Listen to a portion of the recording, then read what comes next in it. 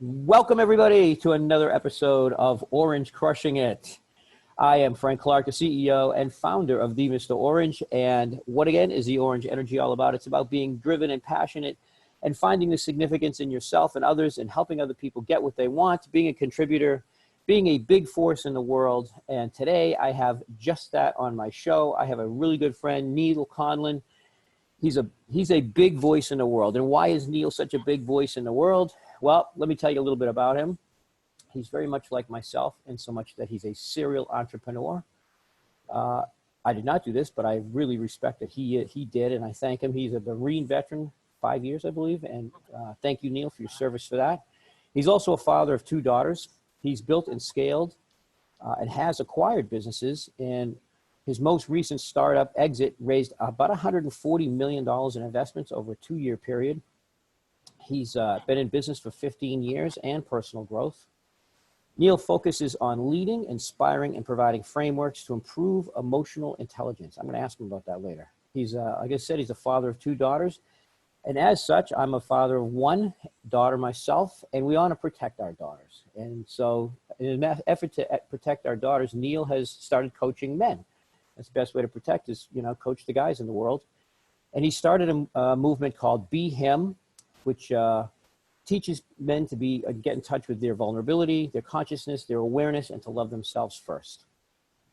Neal has traveled 300,000 miles in just the last year, spoke at 25 major conferences in groups as large as 10,000 people while being a single dad, so he knows how to manage all that. During this quarantine, he's been supporting brick and mortar businesses and transforming their businesses to take them 100% online, which is really fascinating. I really want to learn about that. This guy has a beard longer than my right arm, okay? He's a stunning dude. He can sport it, though. He can make it look good. Not me so much, but he looks really good. Neal Conlon, welcome to Orange Crushing It, brother. How are you? Good. Well, that intro, I got goosebumps. I'm like, who is this guy even talking about right now? It's been quite the journey, and I appreciate the conversation we had the other day, and I'm very happy to be here with you as well. Yeah, thanks, brother. Thanks. And again, thank you for your service with the Marine Corps. Thank you. Really, truly appreciate that. You mentioned that you're providing frameworks to provide emotional intelligence. Emotional intelligence. Can you tap on that just a little bit? What do you mean by emotional intelligence? What's a trait of somebody who's emotionally intelligent? Yeah. So let me just back up a little bit there. And, something that I have gone through as a parent and as a dad, at some point, I think in everyone's lives, we get to a point where we finally appreciate all of the sacrifices that our parents made for us at some point in our lives, right? So when we're 10, we don't realize it. When we're teenagers in early 20s, we definitely don't realize it. And then at some point, like in your 20s, 30s, 40s, whatever it is, all of a sudden a switch flips and you're like, now I understand everything my mom, my dad, whatever parent you have. And as somebody, so when I grew up, my parents divorced when I was 5. My mom had me when she was 16. No solid male role models in my life growing up. And because of that, there's an interesting thing that went on where I became very just kind of emotionally aware of everything. And then I started to do some research over the years and realized that children that come out of broken homes or don't grow up with a traditional family end up developing this extra emotional layer or because it's not normal. So the blueprint breaks, and then all of a sudden they have to have this new emotional awareness, right? Some people will call it street smarts. Some people it's emotional awareness, emotional intelligence, EQ it's called sometimes now in business. And it's really the example is it's just this ability to kind of read based on body language, people's feelings, the feeling of the room, how people are just kind of experiencing things in a certain way. And it's talking to somebody and having them be excited to listen to you and having them being very present with you, versus you're babbling to someone, they're thinking about, walking the dog or or feeding the cat later on, or thinking about what the baseball game is going to be like. And one of the things that happened for me when I went through the military is the military teaches you a lot more of this situational awareness and emotional intelligence because of the high risk situations you're put in. And it just amplified for me so much so that when I got into business and started running businesses of my own, I started to go and lead with this kind of emotional intelligence all the time versus a spreadsheet or some other framework that someone developed. And then I started to realize that people just don't have enough frameworks around this thing for emotional intelligence, because it's very hard to conceptualize it if you can't see, touch, or feel it. So it's hard sometimes for people to be taught, like, how do you be mindful in a business conversation? How do you be present? How do you come in with very clear boundaries and clear expectations? And otherwise, it just kind of meanders off into the ether. Sure. Do you think that a big chunk of that, though, is really, when you talk about emotional intelligence and you talk about bonding and rapport, and you're talking about, frameworks and all that stuff, to me, and, I'd love your opinion on it, to me, a lot of that boils down to what I would call or consider, and I've heard referred to as level 5 listening. It's listening for the little micro distinctions. It's listening for the things that people tell you that, most people have their own agenda in a conversation, right? It's all about their own level of significance, personal significance. Hey, let me out-talk you. Let me be louder than you. Let me laugh louder than you. Right. Let me command the conversation, right? To the point where they're not really listening. They're not really listening. And, when you talk to somebody and they say to you, something like you, for example, right? Hey, look, this is my life story. I was 5 years in the Marines. I'm a dad of 2 kids. I'm a serial entrepreneur. Things that you mention, or my mom was pregnant at 16, okay, and you say something about that, and then you go on, but I want to sell you something. So I go, oh, that's great. You're in the Marine Corps. Thank you for your service. I pay no attention to the fact that you said your mom was 16 years old. And yet, you said it for a reason. Right? You said it for a reason, because your mom grew up tough, okay? It's probably to some level it was difficult to have teenagers. Having kids is tough, okay? Anybody having kids is tough, especially teenagers, right? Sure. Especially teenagers. And that, her toughness, I'm sure, paid off with you. Marine Corps added to your level of toughness, right? You being in charge of men's groups and speaking adds to your toughness, adds to who you are. It's all, components of your fiber, all components of your being. And not to pay attention to those little things really invalidates what you're talking about. And it basically separates people in a conversation. And I guess that's part of the emotional intelligence quota, or the EQ thing you're talking about. I don't know. And I would say that the level 5 listening is a very critical piece of it.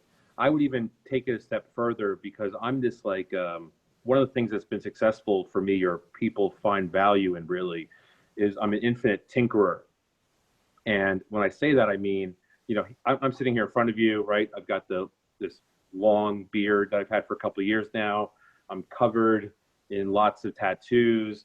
And there was a point in my life where, I first came out of the military.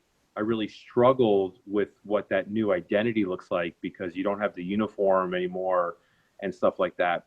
And I remember going into when I was in corporate jobs at some of the biggest investment banks on the planet, and going in with my suit and tie, and that there is this construct or framework that goes on for a lot of the world, where you are, based on the way you look, on top of the way you listen, on top of et cetera, et cetera, et cetera, these layers that that we think or have a certain perception of somebody. Oh, yeah. And I'll always remember, I was at a business meeting, and we were doing a transaction that was going to be for $200 million. And all the suit and ties run in, and I was in a junior position, and the meeting goes really, really well, and they're all high-fiving. They're already cashing the checks. And I looked over at the managing director, and I said, that guy's not going to do this deal with you. He was blowing smoke. And they looked at me and they said, Neal, you don't know what you're talking about. And I said, no. I was like, he didn't shine his shoes. And he goes, what does that even mean? I'm like, I don't know about you, but if I was going to go buy a Maserati, if I was going to go spend $200 million on a piece of real estate, I'm going to shine my shoes before I go there. And he was I'm looking at my shoes now, by the way. Thank God they're shined for this podcast. And he went, that makes no sense. And I said, maybe to your college degree, to your master program, maybe it makes no sense. But I'm just saying that there is something about the situation that comes up to me that because of his shoes, he is not going to sign that deal. And the guy never backed out of the deal. No kidding. Okay. And there is this thing that goes on to us, whether it's a modality of energetically or something that, like, when you show up to do something and you pay enough attention to all of the different layers of the room and the look and the feel, it's right. It's like, you grew up in Boston. It's like, we knew when we were growing up in these big cities, if you turned down the wrong street and it just didn't feel right, there was nothing to say that it was wrong, but you'd be like, I just need to go another way. Right. You have that street smarts. There's a positive way to use that. Exactly. On my bio, I always say I have a PhD in street smarts because I was a National Honor Society student for 12 years, but then college became all about the fraternity and the karate team and women and fun. And, so they kind of escorted me out of there. Then I became a young dad too, but nonetheless, street smarts is where it's all about. Really. I think it's, it's who you know, what you know.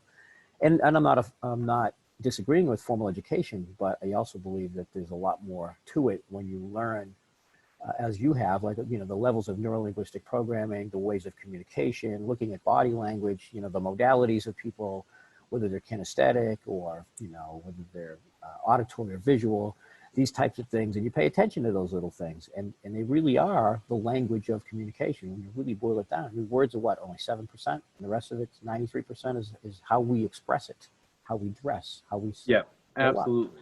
Yeah. So it's fantastic that you have that kind of awareness.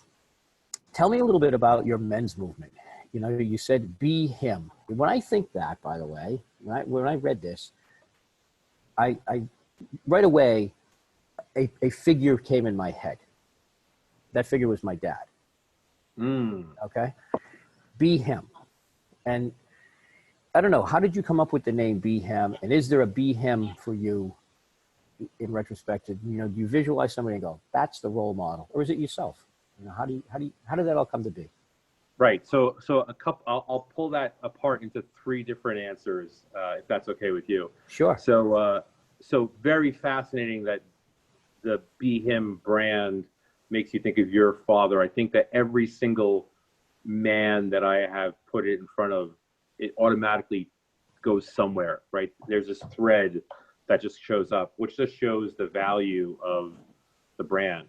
Where it actually came from is that I came across the Be Her movement, and I was like, what about the dudes, right? Like that. And but for me, what I went through and building up to the Be Him was, probably about 5 or 6 years ago now. This year's kind of a wash, so maybe it was 6 years ago. I was working for big companies, making a lot of money, had the big house, had the family, doing the vacations. And I remember standing out over a balcony, looking out over this amazing beach, this amazing sunset, this great place, and just being miserable. And being like, what else could I physically give myself?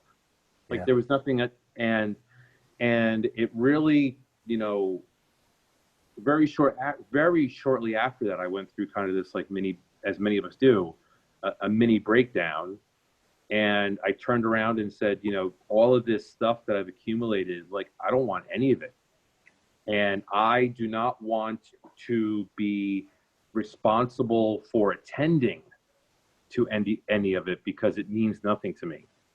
And so from that point on, I started going, becoming the seeker profile that we're all very much familiar with. And I started going into, like, well, I'm going to go to this man thing. And what I realized is that there were needs that that I needed in my life, but there was holes from my childhood, and I had somewhere along the way got the two things confused. And I was trying to take the things in my adult life and fill in the holes that were put there from childhood traumas and stuff like that. And at some point, it's this classic, you can't put the square peg in the round hole, and it just keeps on banging against each other like this, and then you're wondering why it hurts. Right. Right. And so I had done a whole bunch of work, some of it included, through our connection through the Tony Robbins community. I had done a whole bunch of other personal development stuff. I had done a whole bunch of therapy. And then this like new version of myself kind of evolved out into, starting my own companies, doing startup stuff, speaking with a lot more conviction, a lot more boundaries, and men started pulling. I was at conferences speaking about technology stuff, and men would pull me aside that know me for a long time, and they'd be like, Neal, I want to know what drug or what drink you're drinking, because I want some too. And then as I started to explain to other men, I said, look, instead of blaming your wife or your girlfriend or society or going outward, when was the last time that you really thought about going inward and really just dissecting and pulling apart some of the pieces as it relates to your masculinity? And,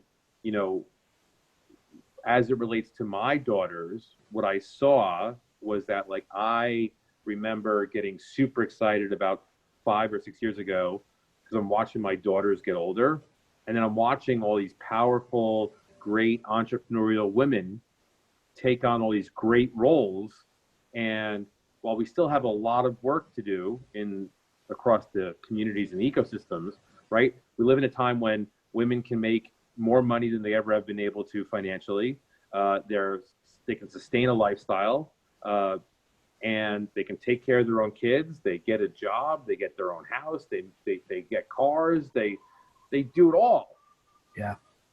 And then men who are trying to step up to have relationships with those women, who for thousands of years were like, I'm supposed to be the guy sitting at the head of the table, making all the money, being in charge of all the decisions. And now where do I even fit in with that? Because the woman can do it all by herself if she was set up for success the right way. Right. And that was where I got to the point where I was like, we got to help these guys not fall by the wayside. We got to help these guys not get wrapped up in swiping on Tinder or playing video games or, getting caught up in bro culture. And then suddenly when they can't attract a relationship or can't get the job or can't do the thing they want to do, they're not even capable of blaming themselves. They're blaming society and everyone else around them and everything else. And so that's kind of led me on this mission now to be like, I can actually be a Sherpa or be a guide, and because of my forwardness and because of my military training and my ability to ask the hard questions, I'm not going to be like, hey, maybe you should be a better man. Maybe you should trust people better. We're going to get into it hard, and we're going to cry, and we might hit each other, but we're going to get there one way or another, probably both. That's all right. That sounds tough. It sounds great, though. Sometimes, like you say, that's what it takes, is to really push somebody to get to their breaking point. I mean, that's when transformation happens, right? That's when the greatness in life happens, is when you had a breakthrough, right? When you get to the other side of it, you go, oh my God, I absolutely needed this. It wasn't as tough as I really thought it was going to be. And yet the awareness and the learning and everything else that comes out of it is just amazing. Yep. A question for you, Neal. I have a 24-year-old stepson. Well, he's 25 now. I got a 37-year-old son, and I'm in my early 60s, right? All of these guys have different issues, right? I think generationally, we all have different things that are popping up for us. Sure. Young guys now, millennials and all that stuff. What do you think the biggest issue is? And I'm sensing from what you told me that the lack of masculinity, because women have had to take on a lot of this Zeus, if you will, king-like energy to survive, especially single moms. Yeah. Right. Who, by the way, I think that's the hardest job on the planet. I have the ultimate respect for a single mom. I think that is just amazing at what they do. But for men to step into their masculinity or regain it at some level, not to be cocky or bullying like, not to that machismo that's over the top. But what would you say is the biggest issues facing like millennial guys right now, or guys in their 30s? And then I guess the third question would be like guys my age, 60s. What's the biggest challenge that seems to be facing each generation? Right. No, that's a very good question, and I appreciate you framing it like that. So I'll say this a couple of times during the podcast, that I am this infinite researcher, that when something comes up that it's like that interesting data point, like what makes millennials different, like I go right into the weeds and go down the rabbit hole on that one. But I can give you some metrics. The reason why I say is because I can bring you some metrics, right? So if you look at across the United States, for example, 43% of all boys grow up in a household with no dad, right? So almost 50%. And 78% of teachers in schools are all women. So with just those two numbers, you're talking about by the time a boy is 18, 50% of his home, at least 50% of them, their home life was 100% influenced by their primary caregiver, which was their mom. And then their the alternative amount of time in their lives was female influenced anyway. Right. So by the time they're 18 and people are expecting them to act like a young man, how could you even do that? Like the math problem is working not in your favor. Sure. And so when, a young man, especially that millennial generation who grew up in a generation of where they were given things and didn't have to work for them as easy because the decade of that it goes back to that, the hunter gatherer inside of us. It's like the young man for his tribe, never had to hunt, never had to gather. Everything was just given. And all of that feminine influence, and I just mean it from when I say feminine or masculine influence, I just mean like the essence of it. I don't mean what gender or what's in between somebody's legs. But by the time they're in their 20s, right, and they go to college, for example, then they graduate, and then suddenly they're dating, let's just say for a conversation person, this man, starts dating a woman, and the woman went to college, and suddenly they're dating together, and suddenly she's like, why can't you just man up? Why can't you just act more like a guy? Why can't you just be more manly? And it's like, have you seen what happened back there? Like, yeah. I don't have the path. Like, I don't know what I'm doing. Come on. I have people in my communities now who are reaching out to me who have, 11, 12-year-old boys who are being raised by fathers who are of those generations. And the mothers are saying, my son needs a good example of masculinity. How can you help? And what it goes back to really is that we, in the last 50 years, have become so good as a society at passing down trauma and the bad things that happen to people. We pass down what happened in a war, what happened in a fire, what happened in a family. We pass on all these negative things. What we've lost, and a lot of the men's work and a lot of the men's events that I've attended and run in the past are tied to this whole idea that we need this ceremony, we need this practice, we need something this rite of passage that has to be constantly brought back to men so that they can pass down positive experiences and knowledges and stuff like that. I mean, like the perfect example, right? You're a grandfather, so that's where the magic really happens, because it becomes about like, I'm sure you think about this now, what are the lessons, what are the positive things that I can pass down to the multiple generations of children in my legacy. Right. And let's do that in a positive way. Right. Well, I think, at some point in your life, as much as you want to influence your grandkids, and I certainly want to have that at blessing and do that. You know, I've got one now and I got one on the way in February. I kind of look at it as, well, what kind of job did I do with my kids? If I did a great job with my kids, then I did a good job with my grandkids, because I'm into spoiling them age right now. I'm at the fun granddad, right? You know, take them places and buy them things and show them stuff and all that. Getting back to your point about, because it triggered just a thought in my mind about that a lot of guys have grown up with only one parent, mother. And then 72% approximately are teachers, and they're women. Of those 72% that are women, I would venture that most of them grew up in a home with one parent, right? Because 2 generations, right, have probably experienced this, right? And so you got a single mom who's had to take on the male influence, if you will. She's had to just evolve into that. Look, I had to grow into that because there was no guy here. I had to be the man of the family. Then the teachers are the man of the family in their own right. So they're delegating, or they're being a disciplinarian in school, right?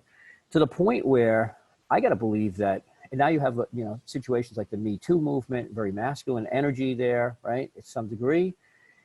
And I find that on the opposite side of guys not being able to really tap into their male energy, their male sense, their male drive, their male, that hunter-gatherer, I'm also seeing that women are having a hard time stepping into their female.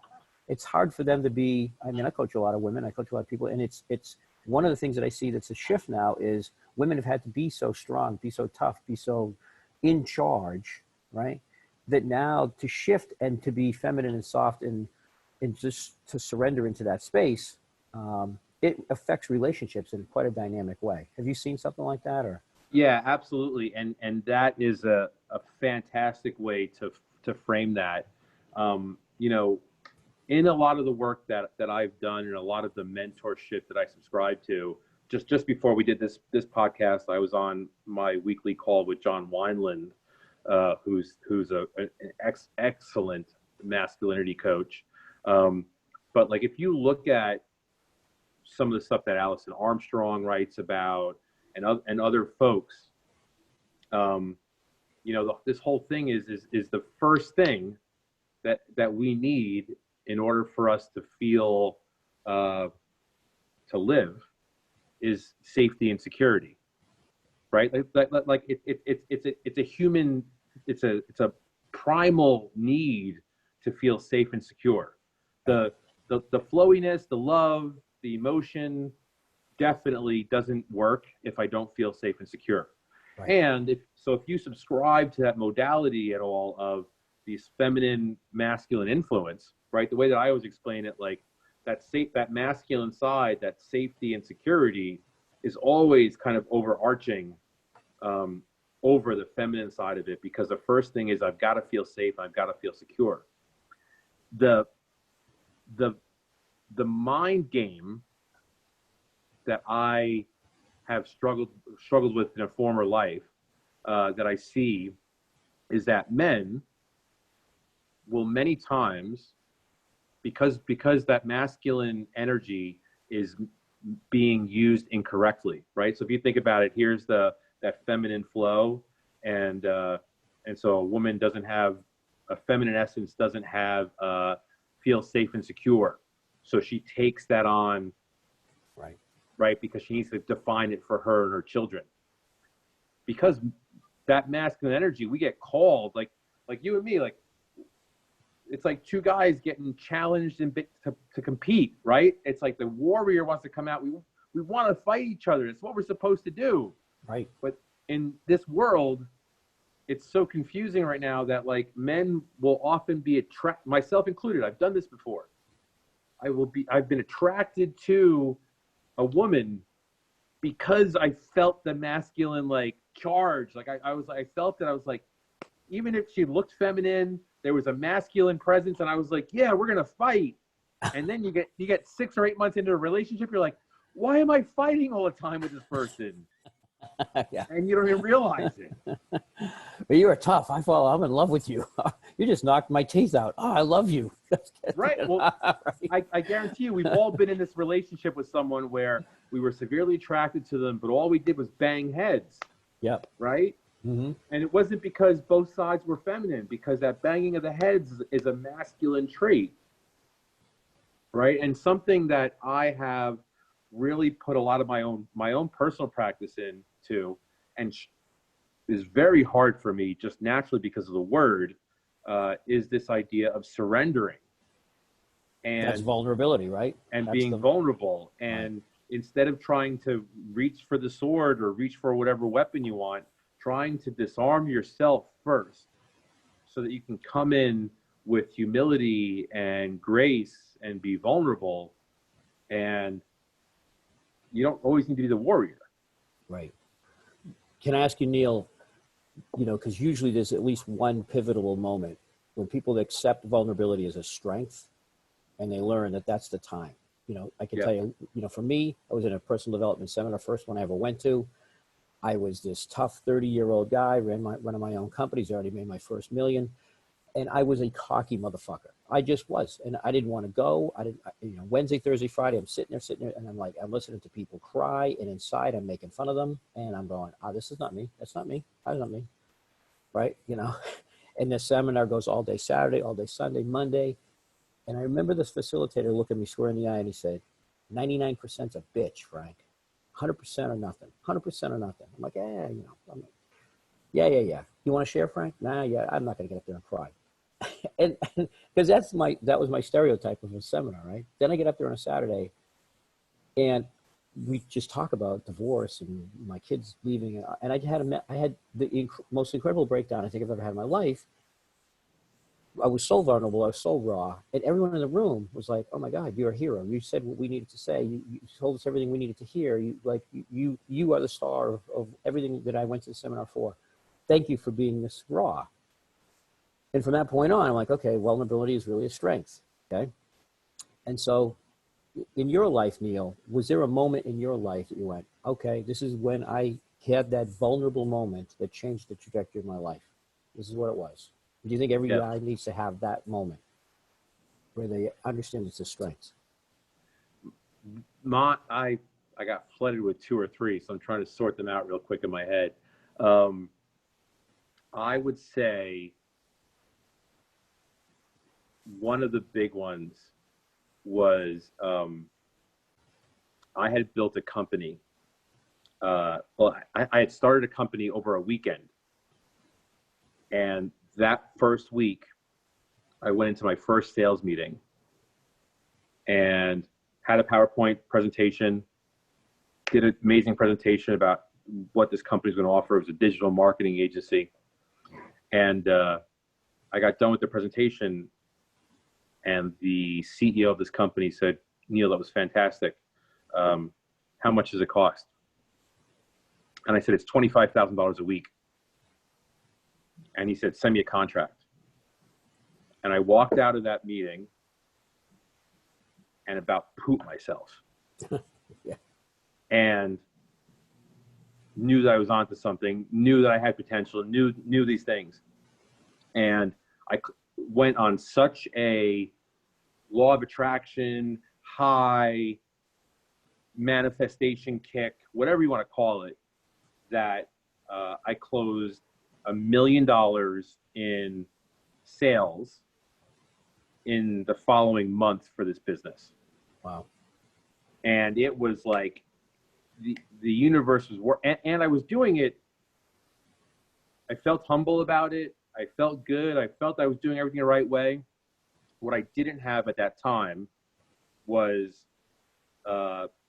some of the right skills and right people in place and right team around me and mentorship in order to be able to run that fast so quickly, right? Like there's a reason why it takes you a long time to train for a marathon. Right. And within 6 months, I put that business completely into the ground, nosedived it, put it so far in the ground that like you couldn't bury something better than I did in burying that business. Oh, and I finally got to a point where I was like, you know what, like it was surrender, as in I'm giving in and leaning into what this is supposed to mean and supposed to teach me. This is not surrender as in the way we picture it, as in giving up. And to this day, I still think it was one of the most amazing things that's ever happened in my life.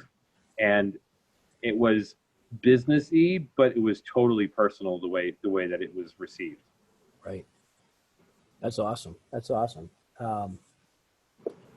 Yeah, again, I think that's when breakthroughs happen, right? Is when we have these breakdowns and we're not afraid to enter into them. You know, the more and more you fail, the more and more you have these moments of vulnerability or a perceived weakness, let's say, and you just step into it. You just go, hey, I don't care. I'm just going to push through it. Marine training obviously would help with some of that, right? And just your intestinal fortitude pushes you forward, and you come out the other side, and you're so much better off anyways, right? So I really applaud you for, stepping up and being part of a men's movement, if you will, and teaching people how vulnerability is actually a strength and how they can love themselves first, all about that power of gratitude. That's just a really cool thing.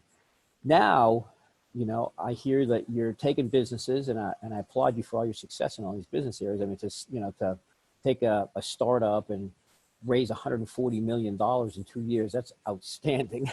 That's incredible success, right? Yes, it was a great run, and the whole time went like that. Well, 2 years go by faster than you can think, right? Yeah. If you don't think so, watch a kid. All of a sudden how fast they grow up, especially if your own kids, right? Oh my God, right. 2 more years. Oh my God, they're in high school. Oh my God, they're married and out of the house. And now, with COVID and everything else, people are looking to shift, right? This is the big topic nowadays, right? How can I transition my business? And you had mentioned to me that during this quarantine, you're turning brick and mortar into an almost 100% online kind of business. Yep. Talk to me about that. How you doing? Well, what's your ideal clients now? One of the things that I think is most interesting, and you'll recall this as probably as clearly as I will. I remember, like, it must have been 15 years ago, maybe 20 years ago actually, when you would walk into a store and actually buy a box that had software in it that you had to take home. Yeah. Like you'd buy Microsoft Windows in a box or Apple, whatever. Yeah. And then you go home and plug it in, right? Yep.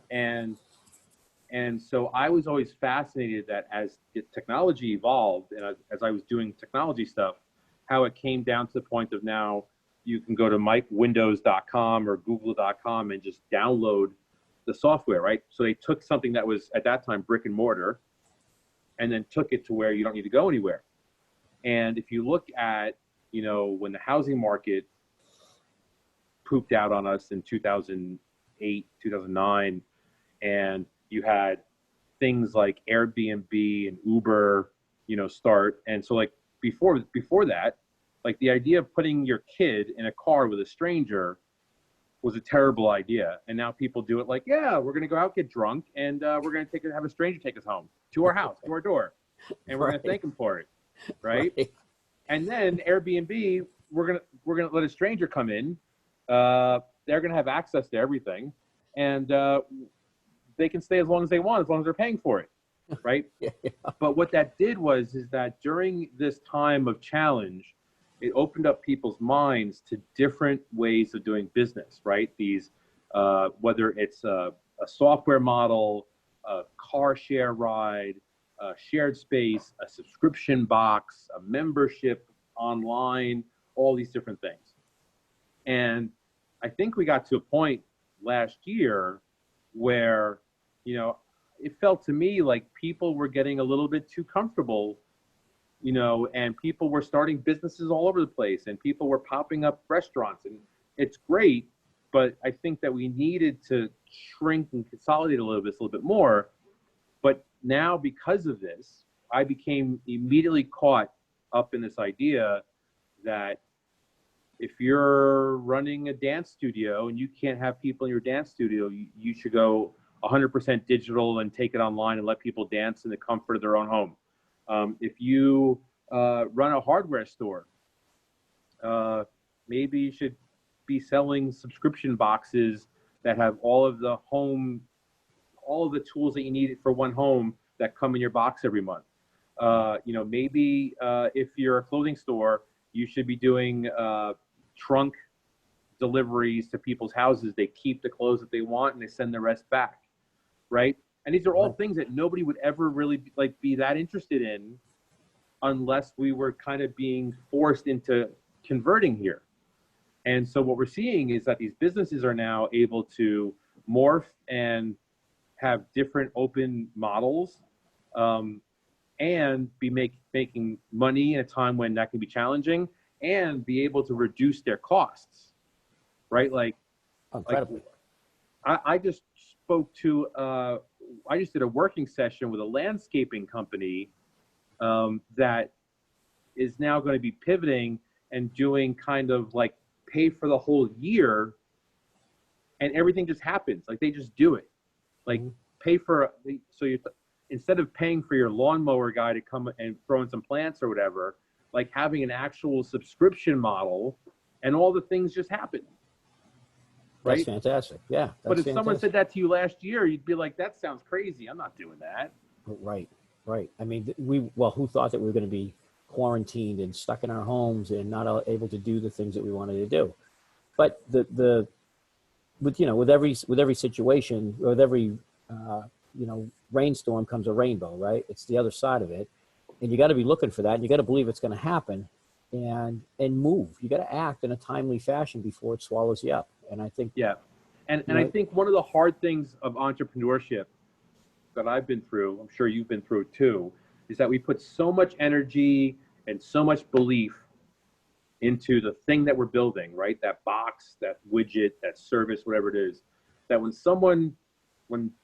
the economy or something comes into it and says, this thing that you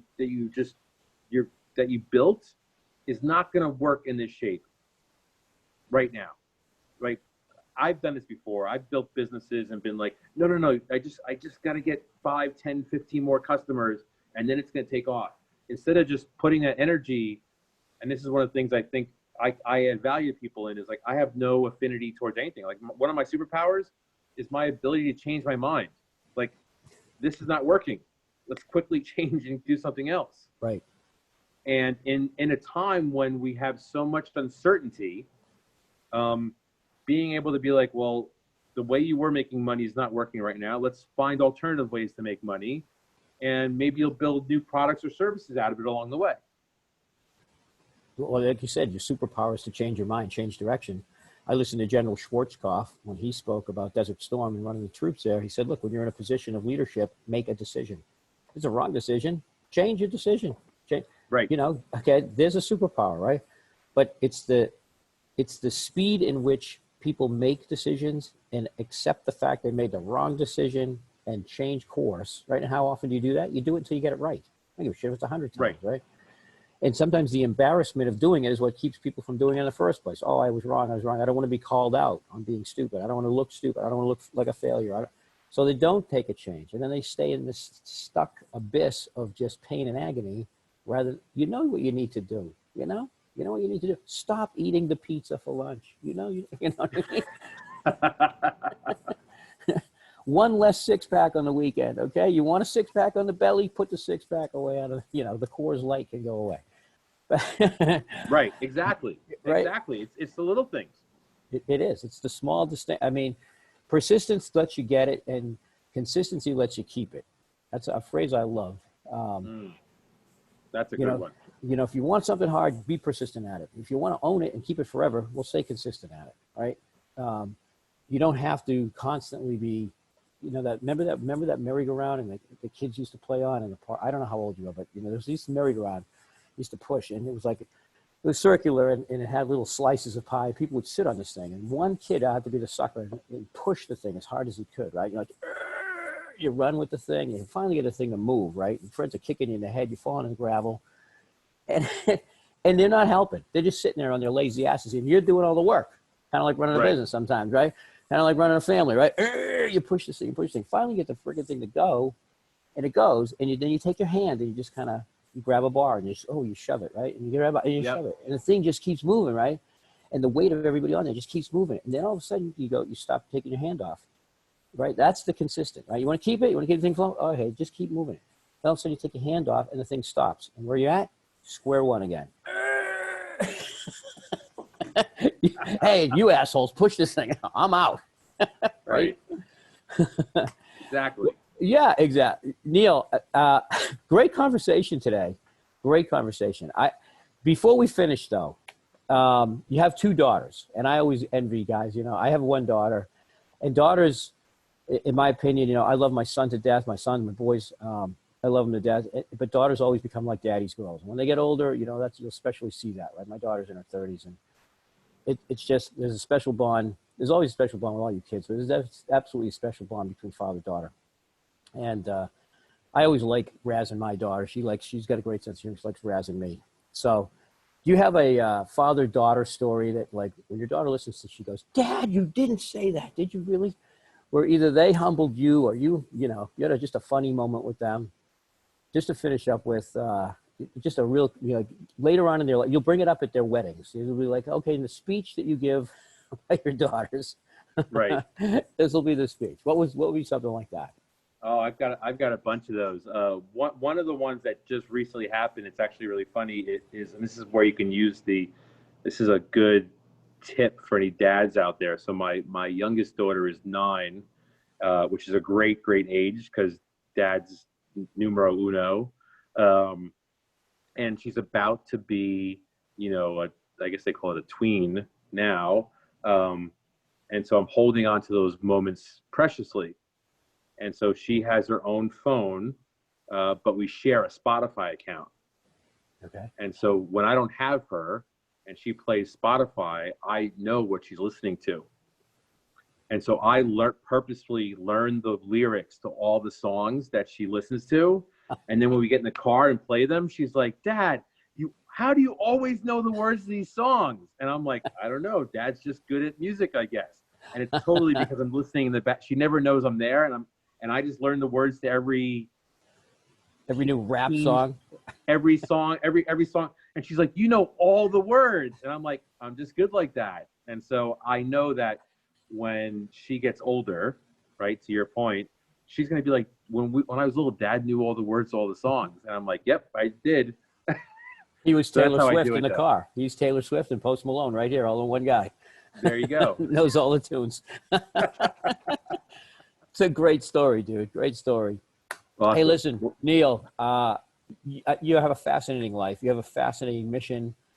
I really am honored and blessed that you were on my show today. You really do embody the whole orange energy.